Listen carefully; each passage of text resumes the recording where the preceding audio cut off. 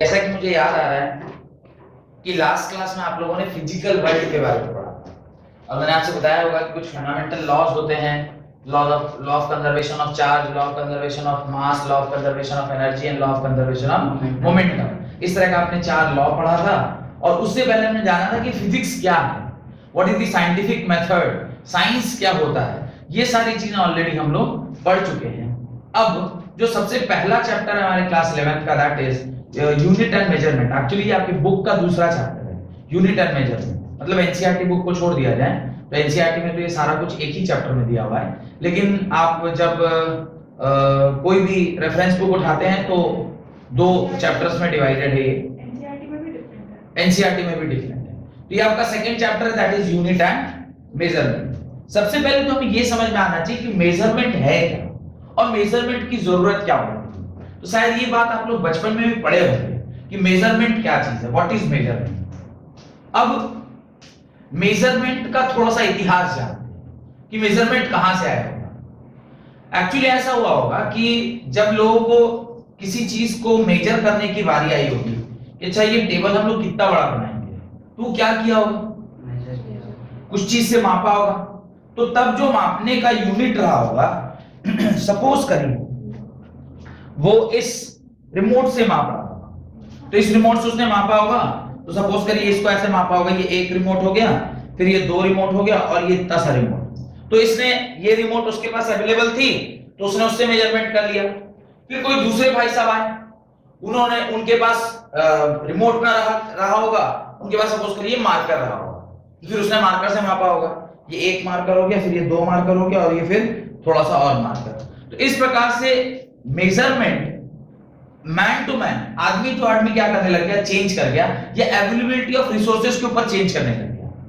लेकिन मेजरमेंट तो होना चाहिए यूनिवर्सल। भाई आप चाहे इंडिया में मेजरमेंट कर रहे हो, क्या आप अमेरिका में मेजरमेंट कर रहे हो, क्या आप ऑस्ट्रेलिया में मेजरमेंट कर रहे हो, मेजरमेंट तो एकदम पक्का होना चाहिए और सेम होना चाहिए। अगर एक ही क्वांटिटी को मेजर किया, वो देखा होगा आपने, बित्ता लोग यूज करते हैं। तो बित्ता से मान लीजिए मेजरमेंट करें, तो मान लीजिए बच्ची अपने बित्ता से किसी चीज को मेजर करेगी, इसका हाथ ऐसे छोटा सा रहेगा तो इतने इतने करके मेजर होगा। कोई बड़ा लड़का है जिसका हाथ ऐसा पूरा बड़ा है, वो अपने हाथ से मेजरमेंट करेगा तो जा, समझ रहे हैं। तो ये वैरी होने लग गया, ठीक है। तो मेजरमेंट करने का जो मेजरमेंट, पहले तो ये मेजरमेंट क्या है, मेजरमेंट करना मतलब किसी एक अननोन क्वांटिटी को नोन क्वांटिटी के साथ मेजर करना, that is only measurement. Measurement का जो बेसिक डेफिनेशन है वो यही है, एक अननोन क्वांटिटी को आप नोन क्वांटिटी के साथ क्या करते हैं, कंपेयर करते हैं। और उसी कंपैरिजन में आपको पता चलता है कि ये वाला मेरे को पता था, इसके बराबर ये वाला। अब आप कहेंगे सर ऐसा कैसे, आप देखिए ध्यान करिए, जब आप सब्जी लेने जाते हैं तो सब्जी लेने के टाइम आप कहते हैं दीदी या भैया 1 किलो आलू देना। वो 1 किलो आलू के करस्पॉन्डिंगली दूसरी साइड पे क्या चढ़ा था, 1 किलो का बटखरा चढ़ा। वो 1 किलो का बटखरा और दूसरी साइड पे 1 किलो का आलू। You are measuring, measurement means comparing an unknown quantity जो आलू है with the known quantity. Known quantity क्या था, 1 केजी का बटखरा, और अननोन क्वांटिटी क्या था, आलू। आपने दोनों को अगल बगल में रखा और आपने मेजरमेंट कर लिया, और तब जब आपने उसको दोनों बराबर कर दिया, वो सुई बराबर हो गई, तो अब आप क्या कह रहे हैं कि ये जो भी 1 किलो, ये जो आलू है ये एग्जैक्टली 1 किलो है। अब अगर मेरे को मान लीजिए कोई कह रहा है कि तुम 1 किलो 2 किलो कोई सामान मेजर करो, 1 किलो का बटखरा है, can he put all those aloos on that particular thing. अब ये क्या हो गया, 2 किलो हो गया। क्यों, क्योंकि आपने ऑलरेडी उसको मेजरमेंट कर लिया है। तो आपने एक अननोन क्वांटिटी को नोन क्वांटिटी में कन्वर्ट कर दिया। अब आप 2 किलो का कुछ भी उसके करस्पॉन्डिंगली चढ़ा के मेजर कर सकते हैं। गांव घर में जब आम लोग जोखते हैं, देखे होंगे कभी, जिसका जॉइंट परिवार रहता है गांव में, जॉइंट परिवार, तो उसके यहाँ जब गाछ से आम टूट के आता है तो एक आदमी को लाया जाता है जो बटैया करता है। बटैया मतलब ही इज डिवाइडिंग। क्योंकि अब मान लीजिए मैं और मेरा जो काउंटर पार्ट है गांव में, तो अगर हम लोग दोनों में से कोई मेजरमेंट करेगा तो ऑब्वियसली वो अपने साइड थोड़ा पार्शियल हो जाएगा, या हम हल्का फुल्का ज्यादा रख लेगा। तो इसलिए एक बटैया को बुलाया जाता है। बटैया मतलब जो बांटे उसको।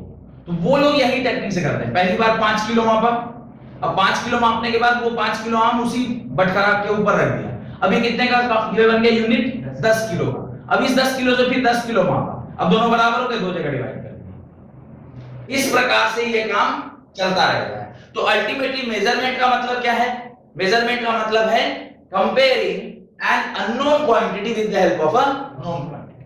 आप इधर देखिए, मैंने एक लाइन खींचा, सपोज करिए ये मैं इस प्रकार से एक लाइन खींच रहा हूं। अब मेरे को पता करना है कि ये कितनी लंबी लाइन है। क्या करना होगा, आप स्केल लाओगे, आप इस प्रकार का एक स्केल लाओगे और इस स्केल से आप मेजर करोगे कि चलो यार ये देखो ऐसे करके ये एक स्केल हो गया, ये 15 सेंटीमीटर और फिर ये यहां से 13 सेंटीमीटर, 15 13 28 सेंटीमीटर का ये लाइन है। क्या किया, what was this scale? This scale was known quantity, this was unknown quantity. You have compared this unknown quantity with the help of a known quantity. और इसी फेनोमेना को हम क्या बोलते हैं, मेजरमेंट बोलते हैं। तो लिखिए मेजरमेंट का डेफिनेशन लिखिए। मेजरमेंट हेडिंग तो डाल लिया होगा आपने, यूनिट एंड मेजरमेंट चैप्टर का नाम, उसके नीचे लिखिए मेजरमेंट और उसका डेफिनेशन लिखिए। मेजरिंग या comparing an unknown quantity with the help of a known quantity is known as measurement.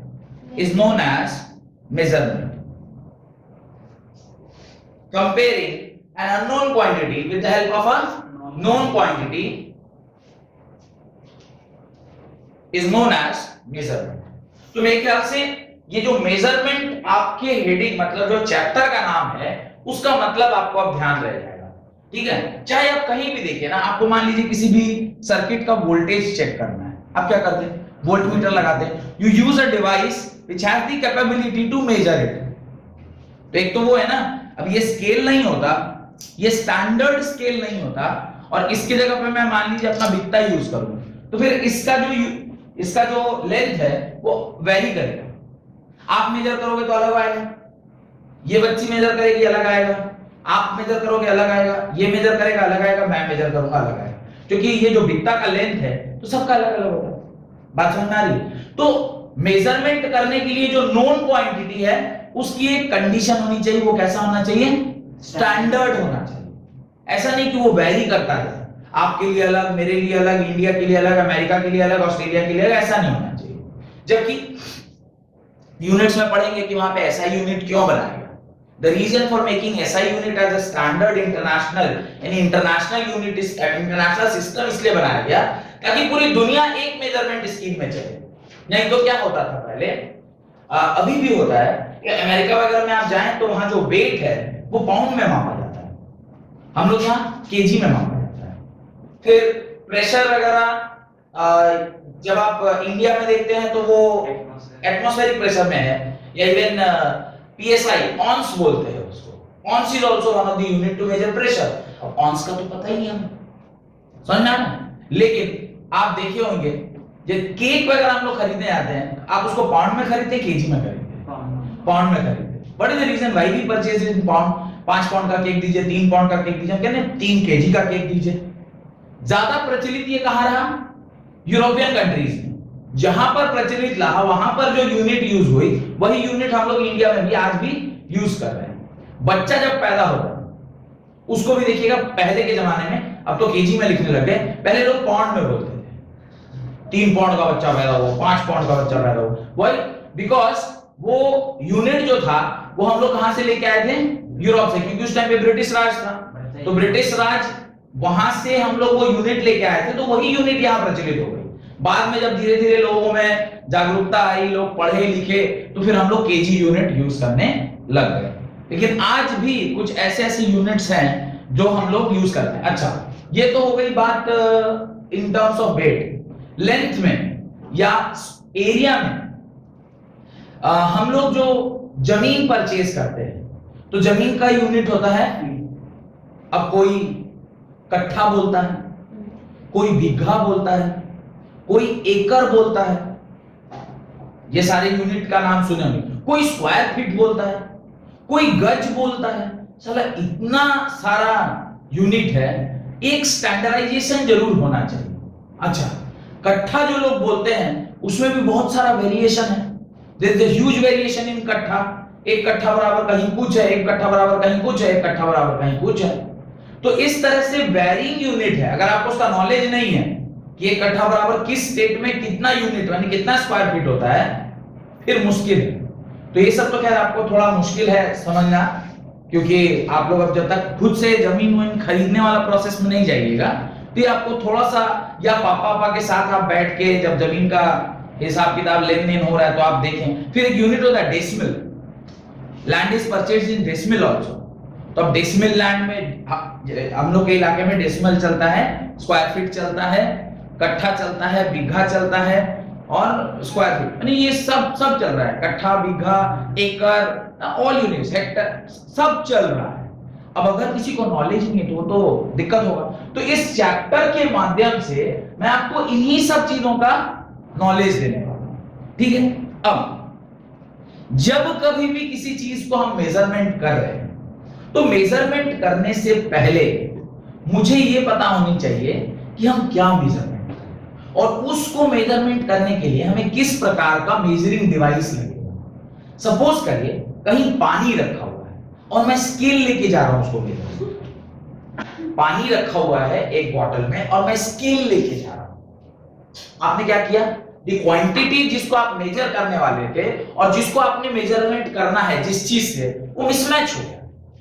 आपको किसी चीज का वजन मेजर करना था और आप वो बोतल, वो जो नहीं होता दूध जिससे वो ढाल के देता है, डालता है ना दूध, वो दूध वाला लेके जा रहा है कि मैं आज बच्चे का वजन मेजर करूं। Can we do that?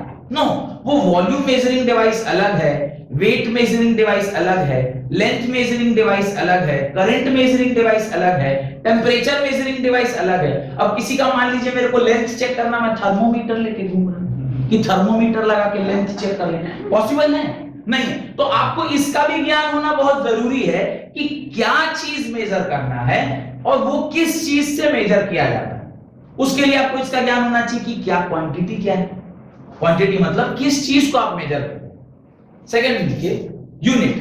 अच्छा, वो क्वांटिटी मतलब हमें पता चलेगा वो किस क्वांटिटी में, by looking at its unit. Unit को देख के ही तो हम पता करेंगे। अब मान लीजिए मीटर में तो जरूर लेंथ होगा, लीटर में तो वॉल्यूम होगा, हाइट में होगा तो सेंटीमीटर। अब आप यूनिट देख के पता करेंगे, एम्पेयर में तो करंट मेजरमेंट है, तो आप यूनिट देख के पता करते हैं कि मेरे को मेजर क्या करना है, ठीक है। इसलिए आप सेकंड वहां जो हेडिंग लिखेंगे यानी सेकंड जो डेफिनेशन लिखेंगे वो लिखेंगे यूनिट का। The unit is simply a particular example of quantity concern. The unit is simply a particular example of quantity which is used as a reference. The unit is simply a particular example of quantity concerned. The unit is simply the particular example of quantity concerned which is used as a reference. तो ये सिर्फ और सिर्फ किसके लिए use में आता है? रेफरेंस के लिए यूज में आता है।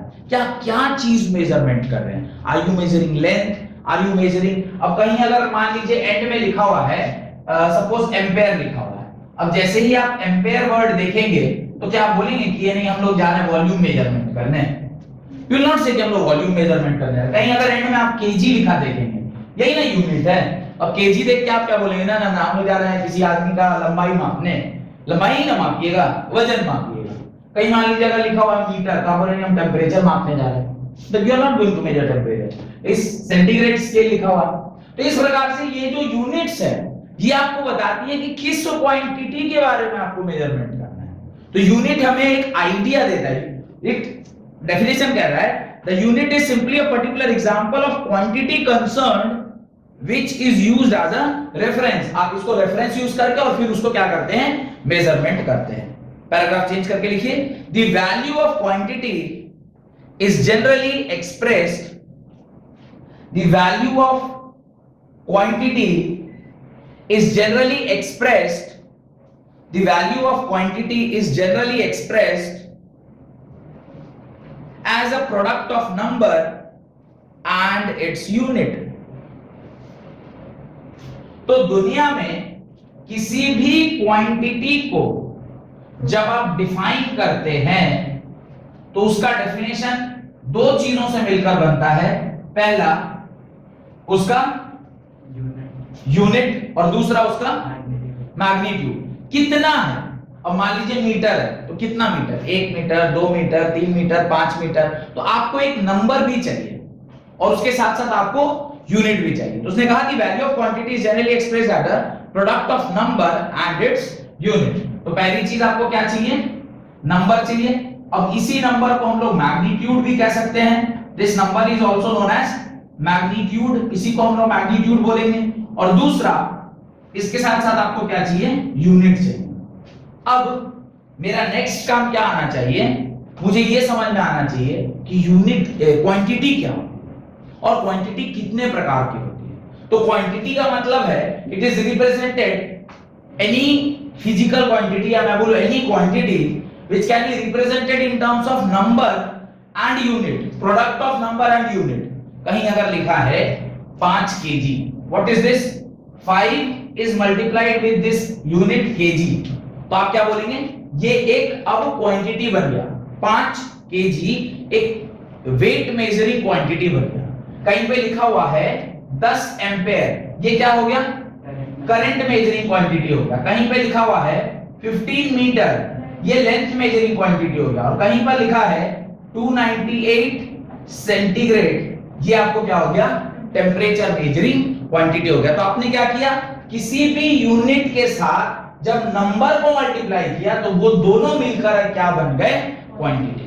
तो क्वांटिटी कितने प्रकार का होता है, ये हमारा नेक्स्ट हेडिंग होना चाहिए। तो उसके पहले आप ये एग्जांपल जरूर लिख लीजिएगा, एग्जांपल ऑफ क्वांटिटी। और आप ऐसे भी लिख सकते हैं quantity is represented with this, इन दोनों के प्रोडक्ट से। तो आप लिख सकते हैं quantity is equal to number into unit. Quantity is equal to क्या आता है, number into unit.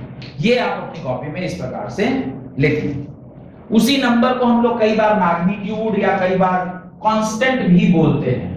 This same number is sometimes called as magnitude, इसी को हम लोग मैग्नीट्यूड भी बोलते हैं और कई बार कांस्टेंट भी बोलते हैं, क्योंकि 5, 6, 7, 8 ये सब क्या है, सारे के सारे कांस्टेंट हैं। तो आप इनके जगह पर कोई भी ये यूज कर सकते हैं। और यूनिट हमेशा क्या होता है, रेफरेंस होता है। Unit always acts as a reference. किसके रेफरेंस में, मीटर, केजी, एम्पेयर। 5 मीटर मतलब 1 मीटर का 5 गुना। अगर मैं बोलूं कि ये स्केल एक यूनिट है, कितने यूनिट का है, 15 सेंटीमीटर का है। अगर कोई बोले ऐसा 10 स्केल आपने मेजर किया है, तो आप क्या जान जाओगे ऑटोमेटिकली कि ये 150 सेंटीमीटर का आपने मेजरमेंट किया होगा, क्योंकि एक unit is equal to 15 centimetre. ये जो यूनिट है ये आपको क्या आइडिया देता है, it also acts as a reference, क्योंकि ये नॉन क्वांटिटी, और नॉन क्वांटिटी को ही ना आप रेफरेंस मानिएगा। भाई एक फीता जिससे आप मेजरमेंट करते हैं, वो फीता क्या है, that is a known quantity, and known quantity can always be taken as a reference. और वो भी रेफरेंस कैसा होना चाहिए, स्टैंडर्ड रेफरेंस होना चाहिए। स्टैंडर्ड रेफरेंस क्यों, क्योंकि अगर आप नहीं चाहते कि मेजरमेंट में वेरिएबिलिटी आए, आप मेजर कर रहे हैं तो अलग, आप मेजर कर रहे हैं तो अलग, आप मेजर कर रहे हैं तो अलग, मैं मेजर कर रहा हूं तो अलग, सिर्फ वेरिएबिलिटी नहीं आना चाहिए। अगर वेरिएबिलिटी नहीं आना चाहिए तो यूनिट जो जिसको आप रेफरेंस की तरह यूज कर रहे हैं वो क्या होना चाहिए, स्टैंडर्ड होना चाहिए। तो यूनिट, खैर पढ़ेंगे आगे चलके कि उसकी क्या क्या ये होती है, प्रॉपर्टीज होती है। आप लिखें उसके नीचे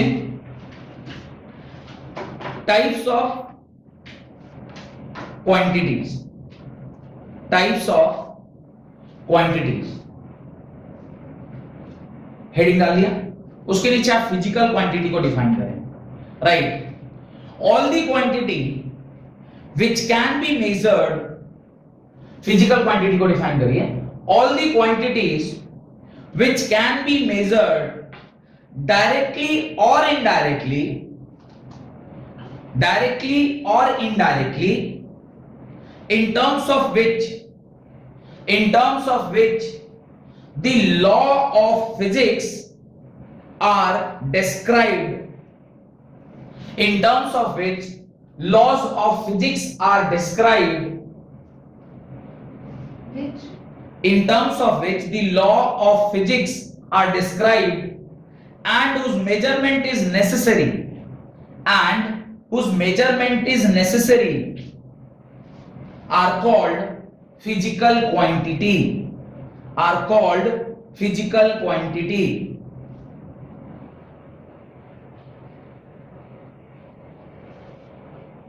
are called physical quantity. Done. तो फिजिकल क्वांटिटी क्या है? वो फिजिकल क्वांटिटी का डेफिनेशन कर रहा है all the quantities which can be measured directly और इनडायरेक्टली। आप चाहे उसे डायरेक्ट रूप में मेजर करें या इनडायरेक्ट रूप में मेजर करें, in terms of which the law of physics are described. माने आपका लॉ ऑफ फिजिक्स भी वायलेट नहीं होना चाहिए। आप जब मेजरमेंट कर रहे हैं तो लॉ ऑफ फिजिक्स वायलेट नहीं होना चाहिए। पढ़ेंगे उसको। लॉ ऑफ फिजिक्स वायलेशन का मतलब क्या है? मान लीजिए आप धरती पर खड़े होकर धरती पे किसी ऑब्जेक्ट की वेलोसिटी मेजर कर रहे हैं, तब तो आप उसकी रिलेटिव वेलोसिटी मेजर कर रहे हैं। धरती पर खड़े होकर आप धरती पर किसी ऑब्जेक्ट की वेलोसिटी अगर मेजर कर रहे हैं तो आप रिलेटिव वेलोसिटी मेजर कर रहे हैं। कैसे? आप रुके हुए हो सकते हैं, सामने वाला चल रहा हो सकता है, तो आपको लग रहा है कि ये चल रहा है और मैं रुका हुआ हूं, पर अल्टीमेटली आप भी चल रहे हैं और वो भी चल रहा है। क्यों? क्योंकि पूरी धरती चल रही है। तो आप अल्टीमेटली एब्सोल्यूट वेलोसिटी कभी भी मेजर नहीं करते, आप हमेशा रिलेटिव वेलोसिटी मेजर करते हैं। पर हम लोग धरती पर रहकर धरती पर अगर मेजरमेंट कर रहे होते हैं तो आप रिलेटिव वेलोसिटी को भी क्या बोलते हैं? एब्सोल्यूट वेलोसिटी बोलते हैं। रीजन, मैं भी उसी स्पीड से घूम रहा हूं जिस स्पीड से वो घूम रहा है, तो दोनों में जो अर्थ के घूमने का कंपोनेंट है वो कांस्टेंट था, तो हमने उसको क्या कर दिया? रिमूव कर दिया। और फिर हम कह रहे हैं कि जो डायरेक्टली हमने देखा वही हमारी स्पीड है। लेकिन जब आप यहां से रह के मार्स पर किसी ऑब्जेक्ट की वेलोसिटी मेजर करेंगे, फिर क्या होगा? वो भी किसी स्पीड से घूम रहा है, आप भी किसी स्पीड से घूम रहे हैं, फिर आपको दिक्कत हो जाएगी। तो डायरेक्टली और इनडायरेक्टली लॉज ऑफ फिजिक्स क्या है? स्टेक पर नहीं आना चाहिए। उस टाइम पे जो आप मेजरमेंट कर रहे हैं that is only called as, जो क्वांटिटी को आप मेजर कर रहे हैं that is only called as physical quantity. और मेजरमेंट हम क्यों करते हैं? मेजरमेंट हम क्यों कर रहे हैं? क्योंकि वो हमारे कुछ काम आए। कभी इसको देखा बाल गिनते हो? तो बैठा हुआ है सुबह से लेकर रात तक बाल गिन रहा है, जिसका है, जिसका नहीं है उसके बारे में ज्यादा बात नहीं है, जिसका है मान लीजिए वो बैठ के अपना बाल गिन रहा है। कभी देखा? कभी देखा आपने कि वो मिस्त्री जो घर वर बनाता है वो बैठ के बालू गिन रहा है? मेजरमेंट तो वो भी है ना, you are measuring the number of hairs. कितना है मेरे बाल के नंबर कितने हैं? कल इतने थे, 3 झड़ गए, -3, 4 नया हो गया, +4। You are not doing that. कोई तो कितना हुआ, नहीं तो ऐड में बोलता है कि एक नॉर्मल आदमी के इतने बाल होते हैं। अब वो ऐड वाले पता नहीं कहां से क्या क्या लेके आ रहे हैं, पर जेन्युइनली अगर आप किसी को बोल भी रहे हैं बात, तो जैसे आपने हंसा कोई भी हंसेगा। अगर बाल कौन गिनता है? ऑब्वियसली कोई गिन रहा है बाल।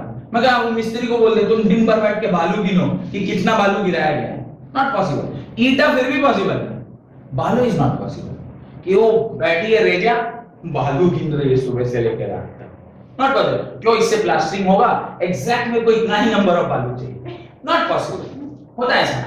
तो जो मेजरमेंट हम करते हैं उसका भी एक एम होता है, वो कुछ ना कुछ हमें हेल्प करना चाहिए। मैं समुद्र में कितना पानी है मेजरमेंट कर रहा हूं, क्यों? क्या करोगे? What you will do by doing that? वो हेल्पफुल नहीं है हम लोगों को। तो देखिए उसने लास्ट में एक बात भी लिखा है, उस मेजरमेंट इज नेसेसरी। हमें उसकी रिक्वायरमेंट है मेजरमेंट की। जमीन मापना हमारी रिक्वायरमेंट है। हम जमीन मापेंगे तो फिर चलो बिकेगा, कद्दू कटेगा तो सब में बटेगा, बिकेगा। पर यहाँ समुद्र का पानी, नदी का पानी मेजरमेंट करके क्या करें? Not possible also. और if it is possible also why will do that? हम वो करेंगे नहीं, क्योंकि उसको करके हम करेंगे क्या? सिर्फ ये कि जानना है कि कितना पानी है, क्या करोगे जान के? तो that is also not feasible नहीं, क्या करेंगे? तो इसलिए फिजिकल क्वांटिटी का इस तरह से आपने वो किया, डेफिनेशन लिखा। दो बातें हैं, जब आप मेजरमेंट कर रहे हैं तो कोई भी fundamental law of physics violate नहीं होना चाहिए, और जो आप मेजरमेंट कर रहे हैं तो उस मेजरमेंट का कुछ मीनिंग होना चाहिए, कुछ मतलब होना चाहिए। बालू गिनने जैसी बात नहीं होनी चाहिए। Done? Right. Types of physical quantity. Types of physical quantity. अब फिजिकल क्वांटिटी कितने प्रकार के होते हैं? 2 प्रकार। Physical quantity are of 2 types. One is fundamental quantity and the other is derived quantity. लिखें, fundamental quantity and derived quantity. तो physical quantity basically 2 प्रकार से डिवाइडेड है। ये सब तो लिख ही लिया होगा मेरे ख्याल से आप लोगों ने। तो जो फिजिकल क्वांटिटी है वो 2 पार्ट में डिवाइडेड है। एक्चुअली जो यूनिट भी होता है ना वो भी दो पार्ट में डिवाइड होता है, एक होता है बेस यूनिट और एक होता है डिराइव्ड यूनिट। हम लोग देखेंगे उसको भी, बेस यूनिट और डिराइव्ड यूनिट हम लोग किसको बोलते हैं, तो आगे चल के देखते हैं। यह फिजिकल क्वांटिटी, एक होता है fundamental physical quantity, fundamental physical quantity, और दूसरा होता है डिराइव्ड फिजिकल क्वांटिटी। अब इन दोनों में जो बेसिक डिफरेंस है वो ये है कि फंडामेंटल जो आपके फिजिकल क्वांटिटी है वो क्वांटिटीज हैं जो बेस है, जिनकी मदद से आप अदर क्वांटिटीज को डिराइव करते हैं। इंडिपेंडेंट है, उनको हम डिराइव नहीं करते, वो फंडामेंटल क्वांटिटीज हैं और उनके बेसिस में हम अदर क्वांटिटीज को डिफाइन करते हैं। ऐसे कुल 7 या 8 एग्जैक्टली 7 ऐसे क्वांटिटीज हैं, सॉलिड एंगल और जो रिलेटिव एक और एंगल है, that are not fundamental, that are also kind of derived only, but ठीक है उसको भी फंडामेंटल में लोग रखते हैं कई बार, पर मुख्यतः जो आपके फंडामेंटल क्वांटिटीज हैं वो 7 ही हैं। कौन कौन से, तो देखते हैं। सबसे पहले 3 तो सब लोग को पता रहता है, लेंथ एक फंडामेंटल क्वांटिटी होगा, मास भी होगा, टाइम भी होगा, टेम्परेचर भी होगा, अमाउंट ऑफ सब्सटेंस, टेम्परेचर के बाद 5वां अमाउंट ऑफ सब्सटेंस जिसको मोल बोलते हैं, जो मैं आपको केमिस्ट्री में पढ़ाऊंगा, अमाउंट ऑफ सब्सटेंस। उसके बाद current is also one of the fundamental quantity, current है, और लास्ट है luminous intensity. What is luminous intensity? The intensity of light. Light की इंटेंसिटी को जिस पर्टिकुलर यूनिट में मेजरमेंट किया जाता है उसको बोलते हैं ल्यूमिनस इंटेंसिटी। और ये सारे फंडामेंटल क्वांटिटीज हैं जिनकी यूनिट, इसकी तो स्टैंडर्ड यूनिट मीटर हो गई, इसकी स्टैंडर्ड यूनिट केजी हो गई, इसकी सेकंड हो गई, टेम्परेचर की केल्विन हो गई, अमाउंट ऑफ सब्सटेंस की मोल हो गई, करंट की एम्पेयर और इसकी candela. Candela is the unit of luminous intensity. तो आप अभी लिखना नहीं है जब तक मैं ना बोलूं, right?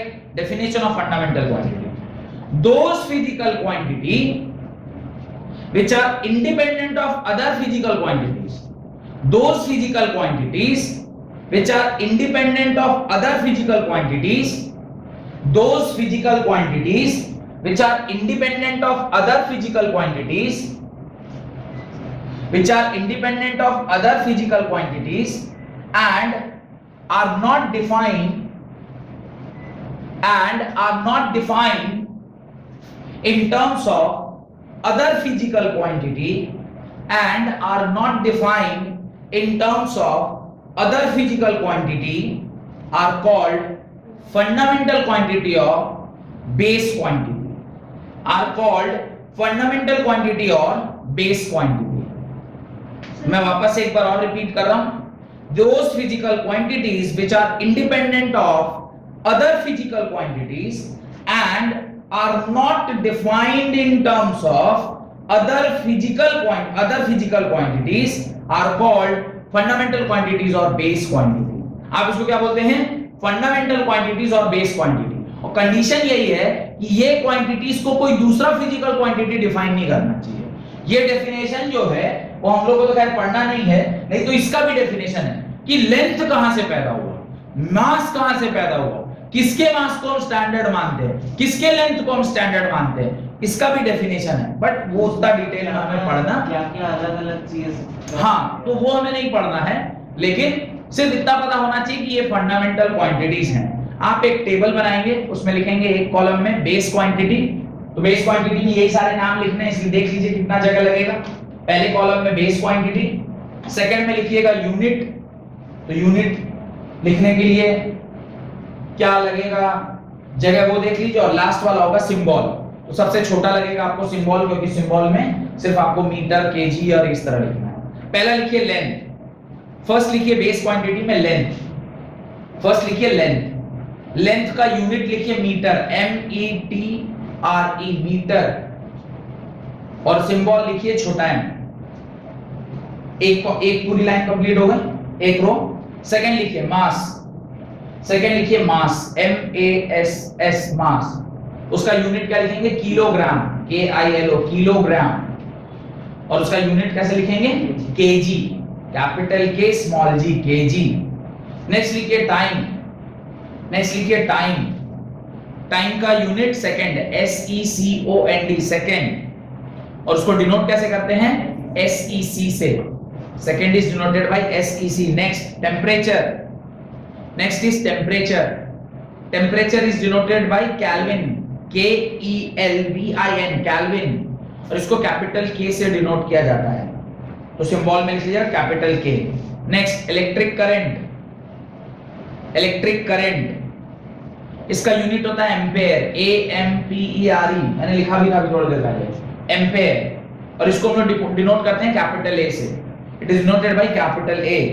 Next amount of substance, next amount of substance, amount of substance होता है मोल, MOLE मोल, और इसका यूनिट जो है वो MOL से दिखाते हैं, M छोटा OL, MOL।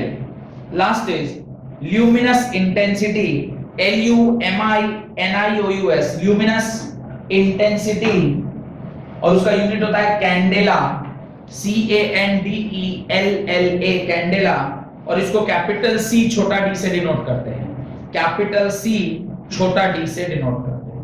Done.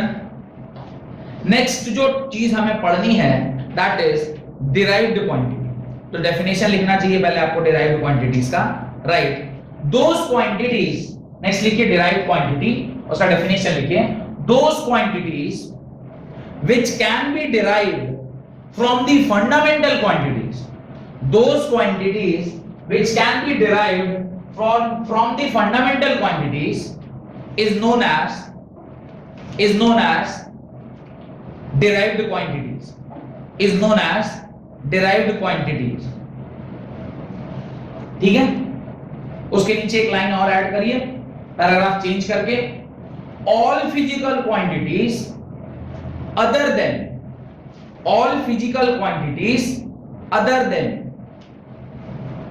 all physical quantities other than 7 base या fundamental quantities, all physical quantities other than 7 base या fundamental quantities are known as derived quantities, are known as derived quantity। all physical quantities other than base या fundamental quantities is known as derived quantity। derived quantity का एक आध example देखते हैं। अब suppose करिए मैं वेलोसिटी की बात कर रहा हूं, I am talking about velocity. Velocity एक derived quantity है या फंडामेंटल क्वांटिटी है, तो चूंकि उस लिस्ट में नहीं आता है तो हम इसे क्या बोलेंगे, हम इसे बोलेंगे ये क्या है, एक derived quantity। अब derived कैसे है उसको ध्यान से देखिए। Velocity is defined as distance by time. इसको कैसे डिफाइन किया, डिस्टेंस बाय टाइम से।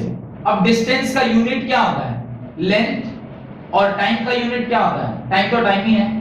अगर लेंथ की बात करें तो इसको आप डिनोट करोगे मीटर, और ये टाइम का क्या हो जाएगा, सेकंड, तो आप वेलोसिटी का यूनिट क्या लिखते हो, मीटर पर सेकंड। ये जो वेलोसिटी आपने डिफाइन किया या वेलोसिटी का जो यूनिट निकाला वो किसके मदद से निकाला, both the fundamental quantities, length और टाइम को जब आपने डिवाइड किया तो वेलोसिटी का यूनिट आया। तो यूनिट ऑफ डिराइव्ड क्वांटिटी आप कैसे निकालते हैं, with the help of all the fundamental base quantity. Next आप एक्सीलरेशन निकालते हैं।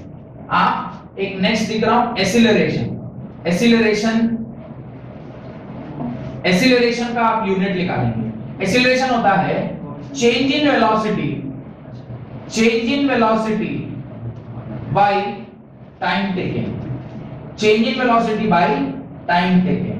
अब चेंज इन वेलोसिटी मतलब अल्टीमेटली वेलोसिटी ओनली, भाई यूनिट तो वेलोसिटी का ही लेंगे ना, चेंज इन वेलोसिटी है तो अगर मैं लिखना हो तो इसे लिखूंगा delta v by delta t।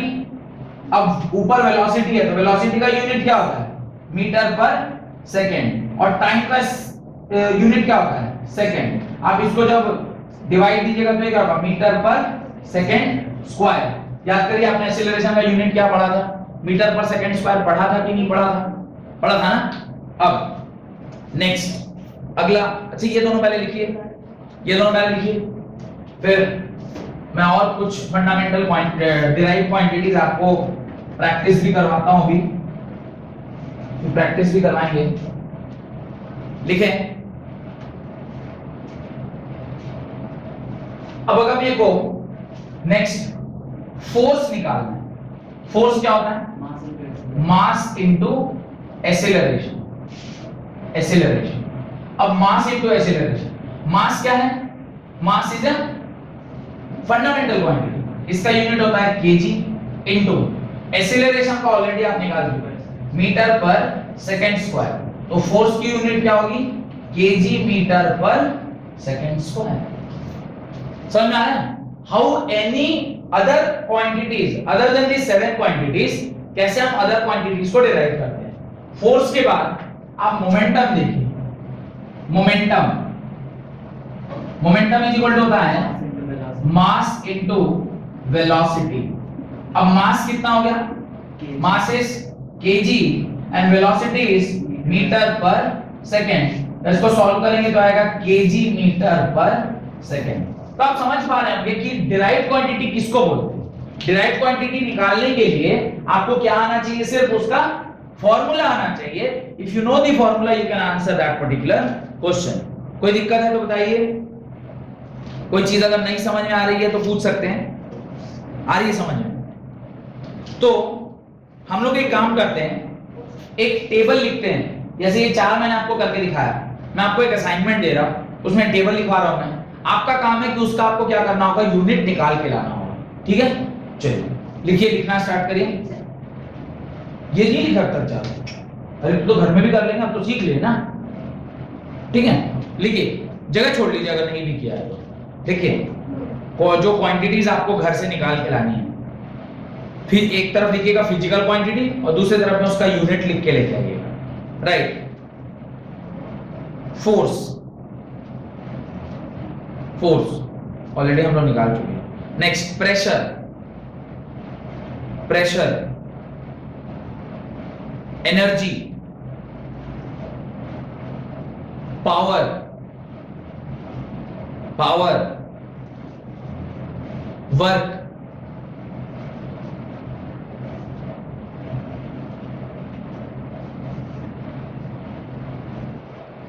Resistance, resistance,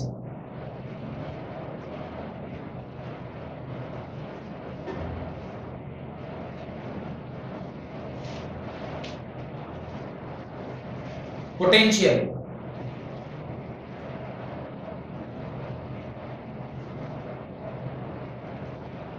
quantity of heat, kinetic energy, potential energy, kinetic energy, potential energy, stress, stress,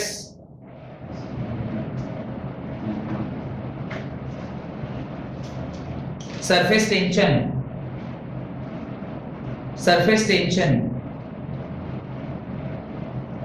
done. कुल मिला के इतना ही फिलहाल आप करिए। 10 होगा आपके कम से कम 12। चलिए ठीक है, इतना आप करके आइए घर से मिनिमम। ये वो इसमें एक आधी हैं जिसके फॉर्मूले आपको नहीं पता है, लगभग सारे का फॉर्मूला आपको पता रहेगा। तो जो फॉर्मूला पता है उसको करिएगा, जो नहीं होगा जैसे रेजिस्टेंस वगैरह देखते हैं नहीं हो पाएगा तो मैं बता दूंगा कैसे करते हैं। ठीक है, तो वो हो जाएगा, मैं करवा दूंगा। खैर, अगला हेडिंग आ रही है measurement of physical quantity. Measurement of physical quantity घर से करके लाना है ये सारा अब आपको।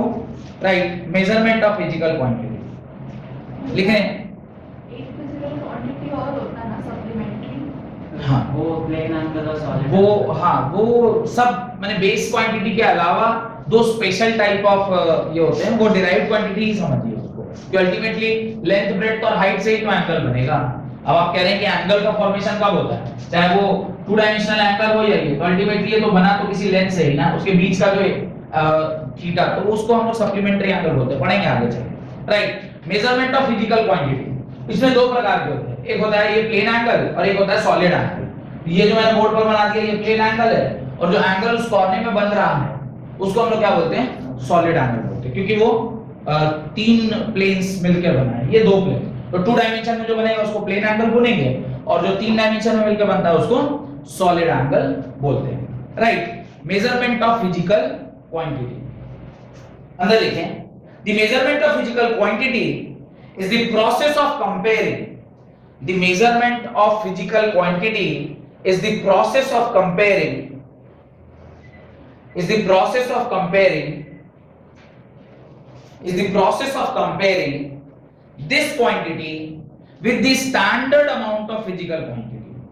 The measurement of physical quantity is the process of comparing this quantity with the standard amount of physical quantity of same kind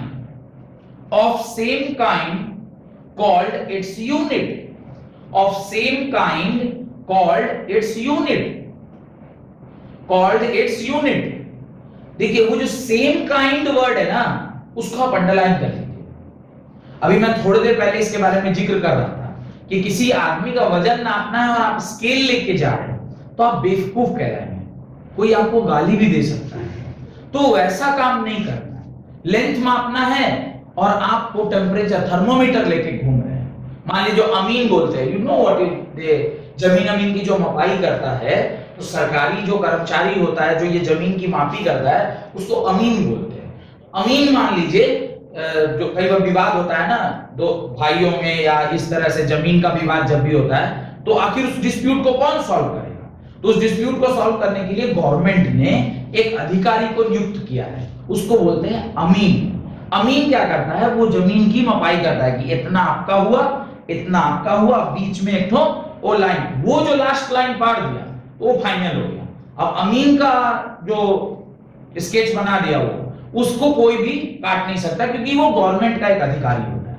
अब अमीन गया दो लोग भाइयों के डिस्प्यूट को सॉल्व करने के लिए, एरिया किसके अंदर कितना आएगा, और थर्मोमीटर लेके पहुंच गया, तो उस अमीन को जूता खोल के लोग मारेगा कि नहीं?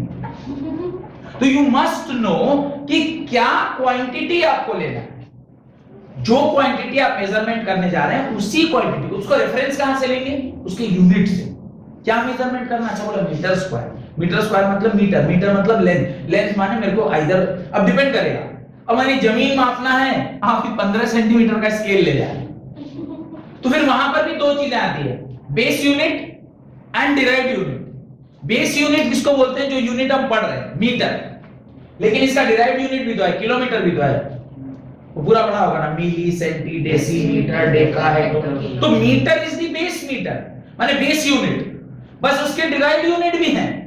अब किलोमीटर भी है और एंगस्ट्रॉम भी है, 10⁻10, 10⁻12 पिकोमीटर, 10⁻15 फेम्टोमीटर। अब ये जो सब यूनिट्स है ये क्या है, डिराइव्ड यूनिट्स है, पर एक तो बेस यूनिट आप मानिएगा, और फिर आप सोचेंगे कि अगर मुझे किसी घर का मपाई करना है तो मुझे मीटर स्केल लेके जाना होगा, या फिर वो फीता लेके जाना होगा, बड़ा वाला, तो चक्री वाला फीता जो है ना खींचते हैं। अब कोई मान लीजिए जमीन की मपाई करनी है, 1 एकड़ जमीन है, वो स्केल लेके चला गया मेजरमेंट करने, जिसके दरवाजे पर वो मेजरमेंट करने गया होगा जूता से नहीं आएगा उसको कि बेहुदरा तुम क्या करने आया है, हम घूस देके बनाना। वो जो आपको एक था ना अमीनो एसिड वाला, तो कहने का मतलब ये है कि वो जो यूनिट है उसका भी आपको ख्याल करना है। इसलिए देखिए डेफिनेशन में उसने लिखवाया है, क्या लिखवाया है, physical quantity of the same kind, जो क्वांटिटी आप मेजरमेंट करने जा रहे हैं उसका, और with respect to reference, reference का भी ख्याल रखना है, यूनिट भी देखना है। रोड मापना है तो मीटर स्केल से नहीं होगा, वो आपके लिए फीता लगेगा, लेकिन कपड़ा मापना है तो फिर मीटर स्केल लगेगा, कॉपी में बनी हुई लाइन मापनी है तो फिर ये वाला स्केल लगेगा। समझ में आ रहा है? तो वो भी आपको ख्याल करना है। आगे लिखें, to express a physical quantity, paragraph change करके लिखिएगा, to express a physical quantity we need two things. To express a physical quantity we need two things. पहला, the unit in which quantity is measured. First point, the unit in which quantity is measured. दूसरा,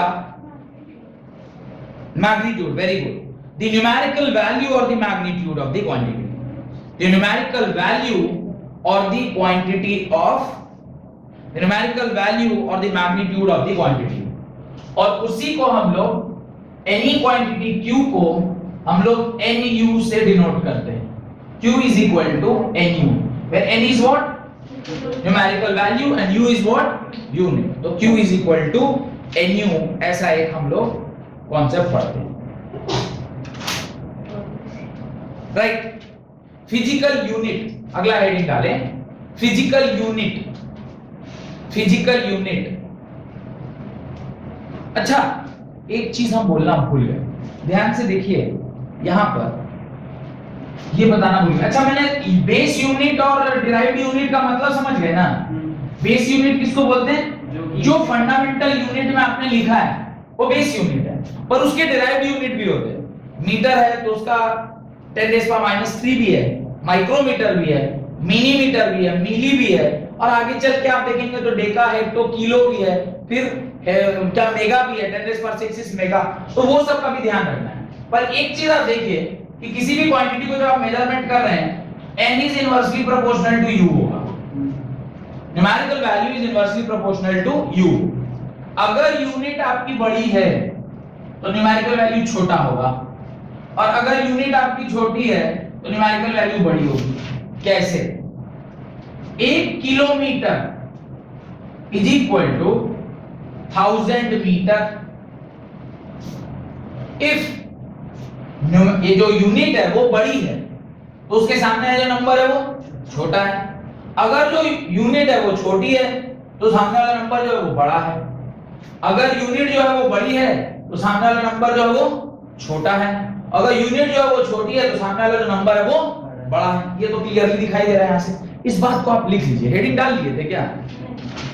नहीं ना, लिखिए, numerical value is inversely proportional to the size of the unit. Numerical value is inversely proportional to the size of the unit. That is, nu is equal to constant. That is, nu is equal to constant. That is, nu is equal to constant. और nu अगर constant है इसका मतलब n is inversely proportional to u होगा। ये हम लोग तो बचपन से पढ़ते आ रहे हैं, आपको याद करिए क्लास 7th या 8th में आपने पढ़ा था डायरेक्ट एंड इनडायरेक्ट वेरिएशन, जहां पर xy is equal to constant लिखा रहता है तो वहां पे आप क्या लिखते हो, x is inversely proportional to y, और x is inversely proportional to y, वही कांसेप्ट है ना, nu is equal to constant तो x is disproportional to this. अब ये यूनिट और इसका तो कहानी आपको समझ में आ गया कि अगर यूनिट बड़ी होगी तो न्यूमेरिकल वैल्यू छोटी, और अगर यूनिट छोटी है तो न्यूमेरिकल वैल्यू बड़ी होगी। तो उसके नीचे ये सारी बातें आप लिख लें, राइट, उसके नीचे ये सारी बातें आप लिख लें। और यहीं से एक चीज और भी आप कंक्लूड कर सकते हैं, n1 u1 is equal to क्या होगा, n2 u2, n1 u1 is equal to n2 u2, जो भी ये लिखा हुआ ये हमने इसी फॉर्मूले से लिखा है। n1 इज व्हाट, 1, तो ये यूनिट है क्या, kilometre, n2 is what, this, तभी ना हम दोनों को बराबर कर पा रहे हैं। और ऐसे बराबर कैसे, है ना, ये जो बराबर किए हैं तभी कर पाए जब ये फॉर्मूला लगा होगा। तो पहले इसके बाद ये लिखिएगा और उसके बाद ये इसको कहां डाल दीजिएगा, एग्जांपल में। Then you write new heading as physical quantity. Then you write new heading as physical quantity. Physical quantity heading डालें, physical quantity, right? The standard amount of physical quantity chosen, the standard amount of physical quantity chosen to measure, the standard amount of physical quantity chosen to measure physical quantity बोल रहा हूं, physical unit, heading डालिए physical unit, physical unit डालिए, sorry physical unit बोले भी थे शायद, physical unit ही गलती से दोबारा में गड़बड़ा गया, कोई बात नहीं। फिजिकल यूनिट लिखिए, फिजिकल क्वांटिटी तो पढ़ लिए, फिजिकल यूनिट लिखिए। The standard amount of physical, the standard amount of physical quantity chosen, नहीं हेडिंग बोला फिजिकल क्वांटिटी, फिजिकल यूनिट, अंदर क्वांटिटी ही लिखना है। आप वो मेरे को करेक्शन करा रहे थे क्या?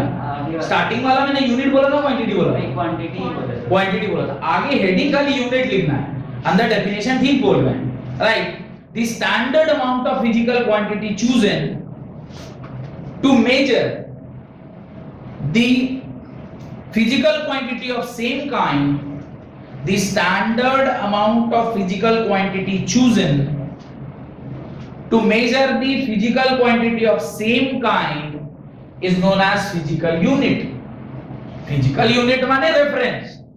तो किसी फिजिकल क्वांटिटी को मेजर करने के लिए उसके समानुपातिक एक दूसरा नॉन फिजिकल क्वांटिटी को जो आप लेकर आते हैं उसी को ना फिजिकल यूनिट बोलेंगे। मैंने कहा कि अगर आपको धनिया पत्ता मापना है, धनिया पत्ता जो मापते हैं, कोई अगर केजी वाला बटखरा लगा के धनिया पत्ता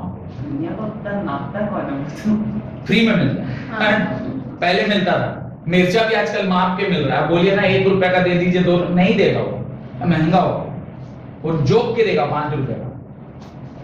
हाँ, मंडी चले जाए तो फ्री में मिल सकता है, पर आप अगर लोकल किसी दुकान में ले रहे हैं, अब वो वाली कहानी खत्म हो गई कि भैया सारा सब्जी ले लिया तो ऊपर से हल्का सा मिर्चा फ्री में पहले मिला करता था, अब नॉट पॉसिबल। धनिया पत्ता मेरा एक पर्सनल वेरी बैड एक्सपीरियंस। धनिया पत्ता पुदीना लेके चल गया, नहीं वो क्वांटिटी धनिया पत्ता ही लेके गया। धनिया पत्ता का कितना चाहिए होता है, ये तो भाई जो डालता है उसको पता रहता है, जो सब्जी वगैरह बनाता है उसको पता रहता है ना कि कितना डालना है, तो बहुत कम अमाउंट में शायद यूज में आता है धनिया पत्ता। अब मेरे को क्या मालूम, मैं कहा कैसे भैया धनिया पत्ता, तो उसने कहा 40 रुपए किलो बोला, किलो तो बहुत ज्यादा हो गया, ऐसा करके 250 ग्राम दे दिया, तो 10 रुपए का दिया 250 ग्राम, वो इतना मोटा झाड़ दे दिया 10 रुपए में। हम घर लेके पहुंचे, बोले आपको बोले थे 2-3 को पत्ता उठा के ले आइएगा, थोड़ा सा डालना है, कि पूरा मोटा झाड़ लेके खेत से उठा के लाए क्या? नहीं, अब गर्मी का समय में वो फेंका जाता है।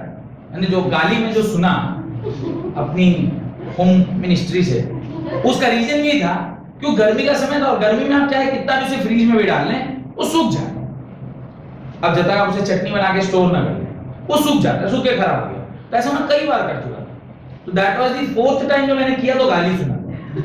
तो धनिया पत्ता वगैरह केजी में हम नहीं लेते, उसको फिर 100 ग्राम या 150 ग्राम या 200 ग्राम कम क्वांटिटी में लेते। मतलब वो दुकान वाला नहीं गलती है जो आपको वो तो पूरे ही चढ़ा देता है यार, उसको लगा कि कहीं भोज उज करने जा रहा है, लंगर बंटवाएगा, चल इतना 1 केजी दे दिया। क्या तो किस चीज को हमें मेजर करना है, किस चीज के साथ मेजर करना है, इन दोनों का जो आइडिया है that is only called as physical unit. किस यूनिट से आप मेजर करिएगा, जो अभी थोड़ी देर में पहले कह रहा था, क्या मैंने ठीक है मेरे को पता चल गया कि भाई लेंथ मेजर करना है, पर लेंथ मेजर करने के लिए अगर जमीन की मपाई करनी है, हम स्केल लेके 15 सेंटीमीटर का स्केल लेके पहुंच गए, मार खाने वाली बात हो गई। तो वो उसी को फिजिकल यूनिट कहते हैं। अब जहां कहीं भी फिजिकल यूनिट है, वो फिजिकल यूनिट का कुछ एक प्रॉपर्टी होना चाहिए कि फिजिकल यूनिट कैसा हो। अब मैं अभी क्लास 12th में इलेक्ट्रोकेमिस्ट्री पढ़ा रहा हूं। इलेक्ट्रोकेमिस्ट्री में मैं अभी डैनियल सेल पढ़ा रहा हूं। डैनियल सेल 2 ठो बड़ा ग्लास में इलेक्ट्रोड्स को डाल के, शायद 10th में आपको कुछ बोला था इसके बारे में, इलेक्ट्रोलाइटिक सेल ऐसा कुछ बताया है, उसको फिर बैटरी से कनेक्ट करते हैं। अब मान लीजिए वैसा सेल अगर आप आज भी प्रयोग में ले रहे होते तो क्या होता, अब ये रिमोट है, ये रिमोट का फंक्शन ऊपर बाहर रहता और इसके बगल में हम एक तो स्टैंड लगाते जिसपे बैटरी रखा रहता है, और उसके बाद यहाँ से उसको कनेक्शन मिलता और आप उसको ऐसे फिक्स करके ऐसे रखते और इधर ही से ऐसे करके उसको अब करना पड़ता। बस समझ आ गई। तो जो यूनिट आप यूज कर रहे हैं और उसको जो मेजर करने का डिवाइस है, उसकी भी कुछ क्या होनी चाहिए, कैरेक्टरिस्टिक्स होनी चाहिए। वो इजी होना चाहिए, तो वो take from one place to another, reliable होना चाहिए, और फिर स्टैंडर्ड होना चाहिए, हैंडी होना चाहिए, इजी टू यूज होना चाहिए। अब इतना टेक्निकलिटी उसमें लग गया कि आदमी को पता ही नहीं। मतलब अगर स्केल मेजरमेंट करने के लिए आपको समझ करिए कोई एक साल का क्लास लेना पड़ता है कि एक मेजरमेंट करना है हमें स्केल का, एक लाइन का, और उस मेजरमेंट को सीखने के लिए आपको एक साल के लिए क्लास लेना पड़ेगा। कौन बोलेगा इसको नहीं मेजर करने से ज्यादा अच्छा है। अब मान लीजिए सब्जी वाला जो है उसको अगर बटखरे से मापने के लिए उसको लगता है 3 महीने का आपको कोर्स करना पड़ेगा, हाउ टू मेजर सब्जी। वो बोलेगा मैं दूसरा प्रोफेशन में चला गया, तो 3 महीने में तो हम मर जाएंगे। बात समझ में आ रहा है? तो आपको ऐसा सिस्टम जनरेट करना है जिसमें easy to measurement process easy होना चाहिए। अब देखिए हम ज्यादा पैसा कहां देते हैं, ज्यादा पैसा किसी चीज के मेजरमेंट का कहां देते हैं, जब वो मेजरमेंट काफी ज्यादा टेक्निकल और उसको मेजरमेंट करने के लिए जो डिवाइस है वो काफी ज्यादा महंगा। आप इसके एग्जांपल समझिए, आपकी एमआरआई हो रही, माथा का फोटो निकालना है, एमआरआई, सीटी स्कैन, ये सब कराता है, सब बोन मैरो क्या क्या सब डॉक्टर लोग ज्यादा अच्छा समझता है। पर मान लीजिए आपका सीटी स्कैन हुआ या आपका एमआरआई किया गया, अब वो क्या आप कहीं भी करा सकते हैं? कोई भी अल्लाह बल्ला चल्ला कर सकता है? नोबडी। उसको कराने के लिए एक स्पेसिफिक सेंटर बना हुआ है, जिस सेंटर में जो पर्टिकुलर आदमी उसने कुछ कोर्स किया है, नर्सिंग में या टेक्निकल कुछ कोर्स किया है कि how to use this big machine. X ray कोई भी नहीं कर सकता, एक्सरे करने वाले भैया अलग से रहते हैं, उसको टेक्नीशियन भैया बोलते हैं। वो टेक्नीशियन भैया has learned that particular skill कि हाथ का एक्सरे करना है तो कैसे इधर हटाना है, ऐसे they have all other techniques, वो इधर सुलाएगा उधर सुलाएगा, वो पूरा घुमा घुमा के एक्सरे करेगा। घुमाने में मैं कितना ज्यादा कर दिया। हाँ, जिसका हाथ पांव टूटता है उसको मैं जो बोल रहा हूँ समझ पा रहा होगा कि डॉक्टर से सम एंगल, इस एंगल में फोटो खींचिए, इस एंगल में खींचिए। अगर यू पहले तो उनके हैंडराइटिंग पढ़ना, जो लिख दे रहे हैं उसकी हैंडराइटिंग पढ़ना, पढ़ के फिर उसको वही चीज करके दे देना। इसके लिए तो आपको कोर्स करना पड़ेगा। तो ऐसा कुछ बहुत ज्यादा टेक्निकल अगर चीज है तब तो ठीक है, वो आपको सेंटर तक जाना पड़ेगा। Per day to day use में लेने वाली चीजें, टाइम मेजरमेंट, घड़ी अगर कॉम्प्लेक्स चीज कुछ होता कि घड़ी देखने के लिए you have to do a course, भाड़ में हमको समझ का मतलब ही नहीं है। दिन रात हो रहा है, दो ही चीज पता होता लोगों को, शाम हो रहा है, दिन हो रहा है, रात हो रहा है, खत्म, सुबह होने वाली है। ऐसे लोग मेजरमेंट कर दे, फिर ये ना घड़ी देख रहे हैं। कॉम्प्लेक्स नहीं होना चाहिए। जो आपका मेजरिंग टेक्निक है बहुत ज्यादा कॉम्प्लेक्स नहीं होना चाहिए, मेजरिंग मेथड है या जो मेजरिंग डिवाइस है वो बहुत कॉम्प्लेक्स नहीं होना चाहिए। तो ऐसे कुछ कैरेक्टरिस्टिक्स को ध्यान में रखते हुए हमने एक वो बनाया है कि क्या क्या उसकी वो होनी चाहिए, प्रॉपर्टी होनी चाहिए, कैरेक्टरिस्टिक्स होने। तो लिखिए उसके नीचे, the essential requirement of physical units are, the essential requirements of physical units are, पहला, it should be of suitable size। Suitable size का होना चाहिए। मैं बोला ना इतना बड़ा नहीं होना चाहिए कि जरा अभी बैटरी लिए तो अभी घड़ी एक तो अलग रखे हैं और उसके बगल में बैटरी रखने का स्टैंड एक तो अलग रखा हुआ है।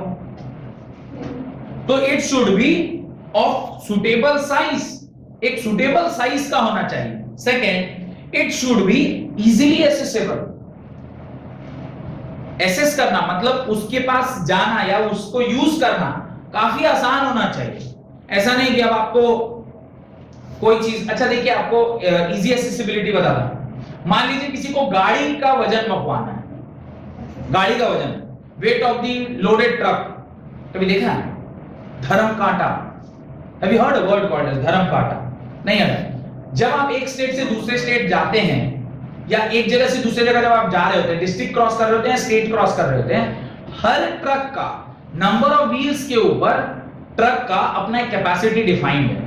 100 टन, 200 टन, 500 टन, ऐसे टनेज में उसका कैपेसिटी डिफाइंड है।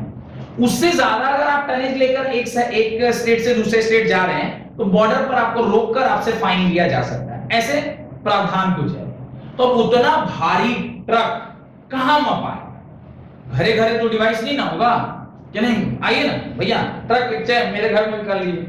अब मेरे घर में घड़ी सबके घर में, थर्मोमीटर सबके घर में, ट्रक मेजरिंग डिवाइस सबके घर में है। इजीली एसेसेबल भी होना चाहिए। अगर डे टू डे लाइफ में उसे यूज करना है, इजीली एसेसेबल होना चाहिए। तो धर्म काटा करके NH पे देखिएगा, धर्म काटा करके बना रहता है। उसका काम ही होता है वो क्या करता है, पूरे भारी से लोडेड ट्रक को मेजर करता है कि कितना टनेज है, क्योंकि अगर ज्यादा हुआ तो फिर वो अभी कुछ सामान उतार देगा, क्योंकि अगर स्टेट क्रॉस करते टाइम अगर ज्यादा हुआ तो फिर वो सामान वहीं उतार के उसको वहीं रखना पड़ेगा, तो उसका हो जाता है। आप सुनते होंगे वो कुछ सामान एक स्टेट से दूसरे स्टेट जा रहा था और ज्यादा भारी था तो वो वहीं उतर गया और वो सस्ते में फिर मिलता है। आपको इसका आइडिया नहीं है। जो लोग इस लाइन से रहते हैं ना, ट्रांसपोर्ट लाइन से, उनको पता रहता है ओनली आप कहां से ट्रांसपोर्ट लाइन से, नॉलेज तो आदमी को हर चीज का होना चाहिए। तो वो वहां पे उतर जाता है और उतरने के बाद वो सस्ते में बिकता है। चाहे मान लीजिए कोई आम का ट्रक लेके जा रहा है और मान लीजिए 10 कैरेट आम एक्स्ट्रा हो गया, ए ड्राइवर 10 कैरेट आम उतारो, आम उतर गया। अब आपको क्या लग रहा है कि वो वहां से जाके फिर आती में आम लेगा? चलो रख लीजिए, गिफ्ट, वो आपका रांची में पीएचडी करने का मैं वो गिफ्ट हो गया आपको। तो इस प्रकार से आप उधर तो वो जो ट्रक का जो वजन उस हर घर पे नहीं है, सेंटर्स बनाएंगे। तो एक्सेसिबिलिटी होना चाहिए, लेकिन depending upon the technique. MRI machine हम लोग अपने घर में नहीं लगा रहे, डायलिसिस मशीन अपने घर में नहीं लगा रहे। टेक्निकलिटी है, जहां टेक्निकलिटी है वो फिर हर घर में अवेलेबल नहीं हो सकता, फिर उसके लिए एक अलग आदमी चाहिए। तो समझ रहे हैं आप, मेजर करने टाइम आपको किन किन चीजों का ख्याल करना होता है। लेकिन it should be easily accessible. Next, it should be easily available also. हम गए बाजार में खरीदने घड़ी, और घड़ी तो आपको अमेरिका में ही मिलता है, वहीं से लेना पड़ेगा। ले रखो घड़ी अपने पास, नहीं चाहिए। आगे थर्मोमीटर लेने बोले, नहीं, एम्स दिल्ली से ही मिलेगा, वहीं से लेके आना है। बाकी थर्मोमीटर किसी काम का चलो रखो ऊपर, नहीं हम देख लेंगे, मैं टेम्परेचर है मैं ऐसे देख लेंगे, और जब ऐसी जरूरत पड़ेगी हम हॉस्पिटल में जाएंगे। बस समझ रहे? ब्लड प्रेशर मापने की मशीन पहले बहुत कॉमन नहीं थी, अब आजकल घर घर में दिखती है। क्योंकि पहले वाला जो मशीन था ना, मर्क्यूरी ऊपर उठने वाला, जो पंप करके करते थे, तो पता ही नहीं चलता था कब बढ़ रहा है कब घट रहा है, 180 किधर लिखा हुआ है, 90 किधर लिखा हुआ, बट पता ही नहीं चलता, उसे डॉक्टर समझता था। अभी वाला जो डिजिटल वाला आ गया, कोई भी ऐसे लपेट लेता है और इस पे वो स्विच ऑन करिए, अपने बता देगा 120 180, अरे क्या फिट पूरा ऐसे खुला, उसका थोड़ी देर बाद देखा 120/80, आहा, बड़ा देख के दिल खुश हो गया। अच्छा, अभी आप देखिए वो डायबिटीज मापने वाला मशीन घर घर में अवेलेबल है। पहले एक तो कॉल से कॉल करना पड़ता था, वो भैया आएंगे ब्लड लेके जाएंगे, फिर 4 दिन बाद रिपोर्ट आएगा, 4 दिन में तो ब्लड शुगर कहां से कहां पहुंच गया। अभी ऐसे झट किया, हाँ 250 बढ़ा हुआ है, 120, खाइए मजे में आम का मजा लीजिए, इश्क और प्यार के साथ आम भी खाइए। तो ये जो अवेलेबिलिटी है वो भी बहुत इंपॉर्टेंट है। जैसे जैसे लोगों में बीमारी बढ़ती गई, अवेलेबिलिटी बढ़ता गया, और आजकल हैंडी हो गया सब कुछ, सब लोग घर घर में यूज हो रहा है। पहले हैंडी नहीं था तो घर घर में नहीं दिखता था। बात समझ आ रही है? तो it should be easily available also. Next, it should not vary with time. It should not vary with time. समय के साथ परिवर्तनशील नहीं होना चाहिए। मतलब सुबह 6 बजे जब आपने अपना शुगर मेजर किया 200 निकला, शाम होते होते 400 हो गया। नॉट बिकॉज ऑफ यू, आपका शुगर नहीं बढ़ा है, मशीन का शुगर बढ़ गया है।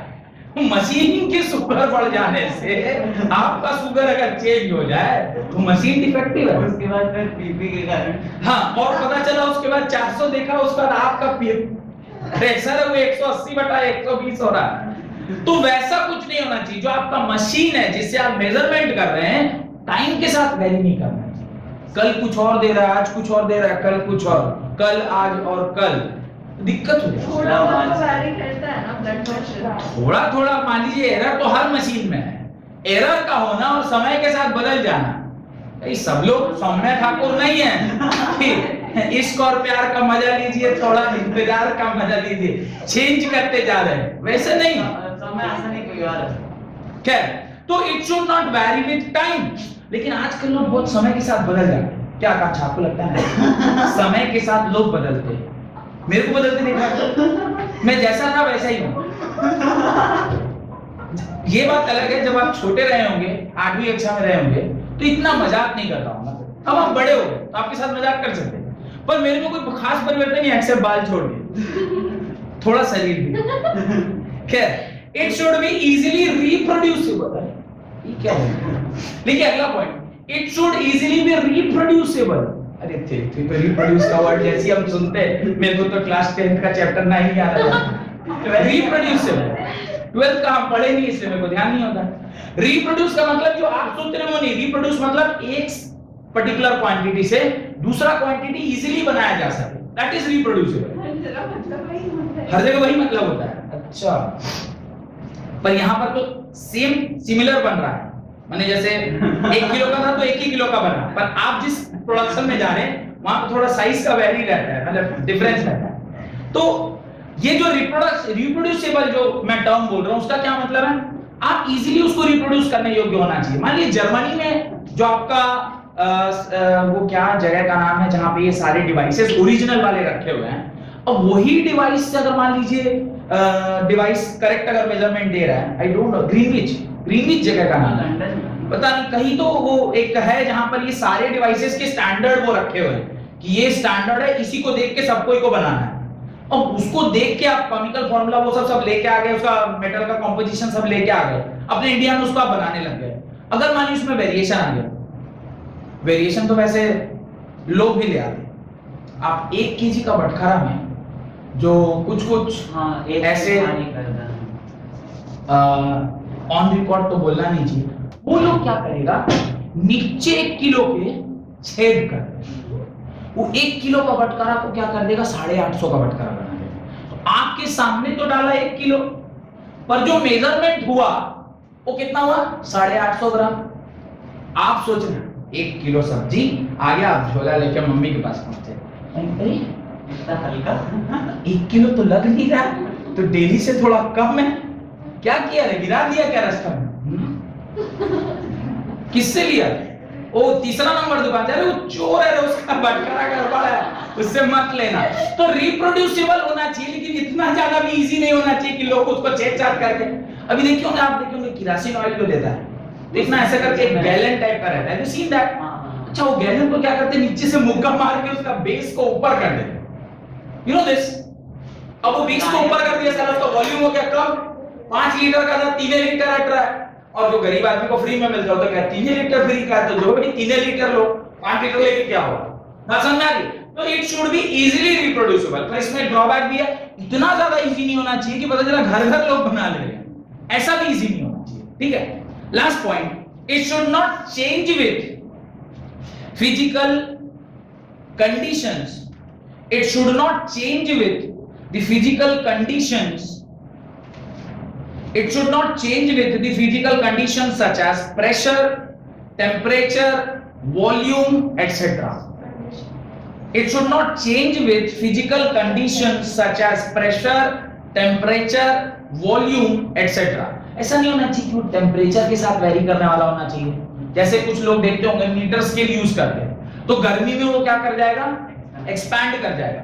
अब मान लीजिए इतना एक्सपेंशन कर गया कि 1 मीटर का 1.2 मीटर मिलने लग गया लोगों को, तो गर्मी में तो आदमी सारा कपड़ा अपना गर्मी में ही खरीदेगा। अगर 1 मीटर का वो जो रॉड है वो एक्सपैंड करके 1.2 मीटर हो गया, वो तो 1 ही मीटर माप रहा है, पर आपको कपड़ा कितना मिला 1.2 मीटर। इतना अगर एरर वाला मशीन मने सामान होने लग गया, फिर परेशानी, और फिर ठंडा में तो कोई कपड़ा ही नहीं खरीदेगा, क्योंकि वो अगर 1 मीटर का 0.8 हो गया तो आप खरीद तो 1 मीटर ही रहे, लेकिन आपको मिला कितना 0.8, तो फिर ठंडी में कोई कपड़ा ही नहीं खरीदेगा। समझ में आ रहा है? तो इस तरह से वो फिजिकल कंडीशंस के बेसिस पे वेरी नहीं करने वाला होना चाहिए, बात समझ में आ रही है? तो इस प्रकार से आज की क्लास में हम लोगों ने जाना कि फिजिकल क्वांटिटी किसे कहते हैं, फंडामेंटल क्वांटिटी क्या है, डिराइव्ड क्वांटिटी क्या है, यूनिट किसे कहते हैं, रेफरेंस क्या है, और किस प्रकार से यूनिट को हम लोग एसेस करते हैं, या किस प्रकार से उसकी कैरेक्टरिस्टिक्स होनी चाहिए जो डिफाइन करेगा कि एक यूनिट कैसा होना चाहिए। बहुत बहुत धन्यवाद आज की क्लास अटेंड करने के लिए।